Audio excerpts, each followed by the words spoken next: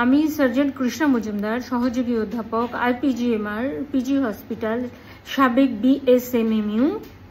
বর্তমানে আমি আনোয়ার খান মডার্ন হসপিটালে চেম্বার করছি এবং নিয়মিত অপারেশন করছি এবং সপ্তাহে প্রায় প্রতিদিনই অপারেশন করি এবং শুক্রবারে অপারেশন করি।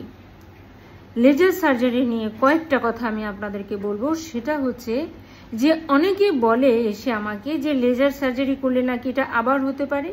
তখন আমি দাদাকে জিজ্ঞাসা করি, কথাটা আপনাকে কে বলেছে? তখন রুগিনী জিজ্ঞাসা বলে বা পুরুষ রুগী বলে যে আমি শুনেছি এবং আমাকে কিছু চিকিৎসকরা বলেছে যে লেজার সার্জারিতে অপারেশন করলে এটা আবার হতে পারে।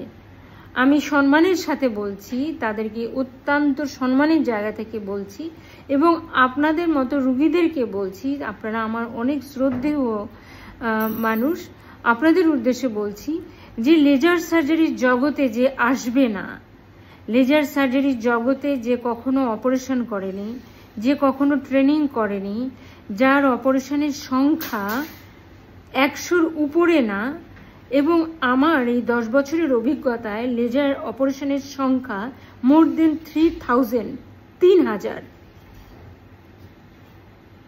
তো এতগুলো অভিজ্ঞতা যদি কারো না থাকে, আপনাদেরকে যদি কেউ উদ্ভ্রান্ত করে, আপনাদেরকে কেউ যদি বোঝানোর চেষ্টা করে যে লেজার সার্জারি করে এই অপারেশনটা মানে আবার করতে হবে এবং বারবার হয়, কারণ একটা রোগীর যখন আমরা অপারেশন করি সে রোগীটা দিয়ে আমরা কখনোই অ্যাসেস করতে পারি না, বা 10টা রোগীর ক্ষেত্রেও পারি না।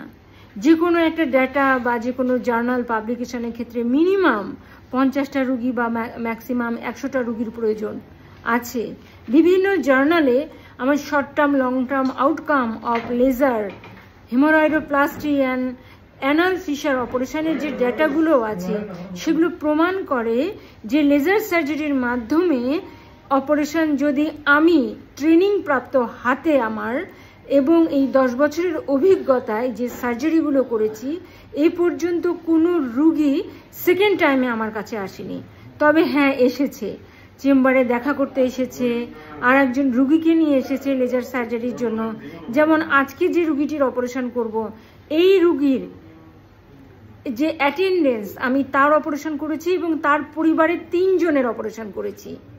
অতএব আপনাদের কাছে অনুরোধ, আপনারা বিভ্রান্ত হবেন না এবং আপনারা এমন কারো কাছে শুনতে যাবেন না যাদের লেজারের জগতে কোনো প্রবেশই নাই, লেজারের জগৎটাই তারা দেখেনি এবং লেজার রশ্মি নিয়ে অপারেশনও তারা কখনো করেনি। এই জন্য আপনার পাশের বাড়ির মানুষ কি বলল, আপনার ফার্মেসির কি বলল, হোয়াট এভার এনি পার্সন কে করলো, আপনি শুনতে পারেন একজন যারা মানে অভিজ্ঞ লেজার সার্জনের কাছে আপনারা শুনবেন, যে আমাদের দেশে বেশ কয়েকজন অভিজ্ঞ লেজার সার্জন আছে, তাদের কাছে শুনবেন যে লেজার সার্জারি করে দ্বিতীয়বার আবার হয় কিনা।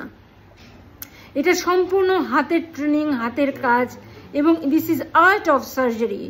আপনি যত ভালোভাবে লেজার রশ্মি ইউজ করতে পারবেন, আপনার সার্জারির আউটকাম তত বেশি ভালো হবে, প্রগনোসিস তত বেশি ভালো হবে।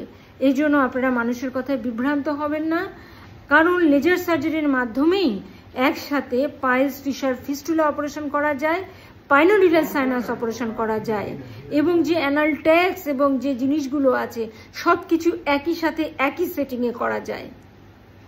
এবং আপনারা যারা আমার কাছে অপারেশন করেছেন তাদেরকে আমি সর্বোচ্চ সাপোর্ট দিয়ে থাকি, এটা সর্বজন স্বীকৃত। এই জন্য আপনাদেরকে আমার বিশেষ অনুরোধ যে অন্যের কথা শুনে কখনো বায়াসড হবেন না, বিভ্রান্ত হবেন না।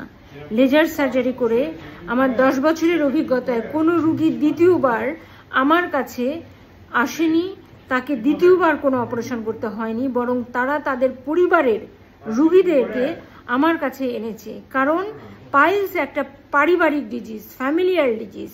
তো পরিবারের যদি রক্তের সম্পর্কের কারো হয় তাহলে অন্যদেরও হতে পারে, এই জন্য হয়তো বা আস্থাটা আমার উপরেই তারা রাখে। সবাইকে অসংখ্য ধন্যবাদ। আদাব, আসসালামু আলাইকুম।